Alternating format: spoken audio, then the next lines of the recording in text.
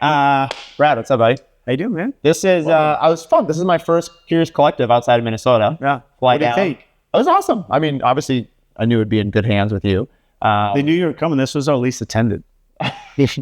We said Mark's coming. They said you were much more punctual than normal. They said Mark is here. I mean, obviously, Garza, what an amazing facility. I'm actually going to get them into Misahus. Oh, good. Yeah, I'm going to get this wall behind you. I'm like, I've got Good. You have to do that. I know, it's super cool. Yeah. What, obviously, we're partners in Contracting Coalition. That's where we met. You've got, a huge following here locally.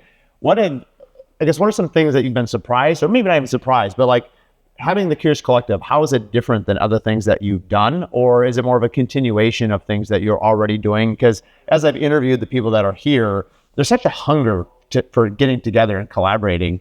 I guess, what are sort of your observations being in your local market? Yeah, I think there's a few things. I mean, one, we never had anything like this. I mean, we have industry events with a lot of our vendors, designers, architects, and those are more just like business development as far as, lead generation, making connections and stuff. We've never had anything where we actually sit down and have topics and open forums and discuss pain points, issues, problems, success stories that we're having as builders that are really guided. And so I was a little nervous when you asked me because I'm like, look, I'm really busy, Mark. And to open this up in our market, I know there's a lot of work to recruit and get people here.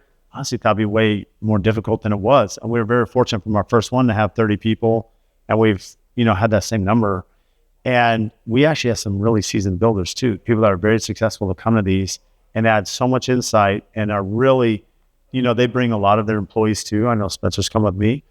And so it's just incredible to see the hunger from them and how excited everyone is about coming to this. And even, I'm a very big proponent of continuing education because I feel like I've learned so much in my career from mistakes I've made. But when you're around just other builders and like-minded professionals, look, there's topics. We had our contract one, 2 sessions ago, about 6 months ago. And there were some comments and structures that some of these builders are doing with their contracts that I was not here in Arizona. And so, we attend these national events that are very, I won't say broad, but it's, you're speaking to different states that have different regulations. Things specific to Arizona, because we're a little unique, hearing these ideas and topics, I'm like, we're changing that. Spencer, we're changing that right away. Who comes with me? And so just the camaraderie, the participation, the knowledge, the feedback, the take home, the take back that we have, it's been phenomenal. And then again, we have great partners like Raza that, they want to be here. They want to host. They have great spaces. A lot of us are working with these vendors, but now for the sponsors, it opens up opportunity where they're getting in front of other builders that probably won't familiar with the product. Yeah, I was interested. I met Tony, and he said, hey, I've been listening to your podcast for a while. You've helped me a lot. He's like, could I send you my contract?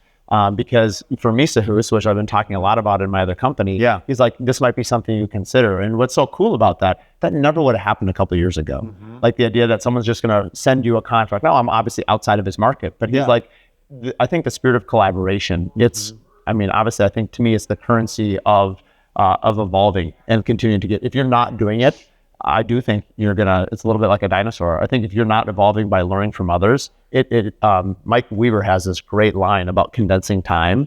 And so, all of us can go through all these experiences. I've been building for 21 years. And in some ways I'm, in a much different place in my career than you are. In a short period of time, based on your background and your experience and your team, you've just done so much. Like time is not necessarily, you can condense it when you surround yourself with people that can share best practices. And I feel like even the last 3 years, how much I've condensed and improved my own company by listening to all these amazing builders. And what's really fun for me is going to other states now and getting to sit in on some of these with my ambassadors, Brad Robinson, Stacy Ekman, other people that are kind of leading the collectives. It's super empowering for me. I just want to have a voice, or I just want to allow people to have a voice to share because there's so much to be learned from each other. Yeah, and I think it's a really tough business. Construction is very unique in the sense that all of us can operate a completely different business, even in the same state. Whether you remodel, whether you're fixed price, whether you're cost plus, custom. But even then, some people self-perform, some don't. There's so many layers to our business world in construction. But at the same time, there's so much risk. It's so technical. And we all have, in a lot of ways, the same problems, the same challenges.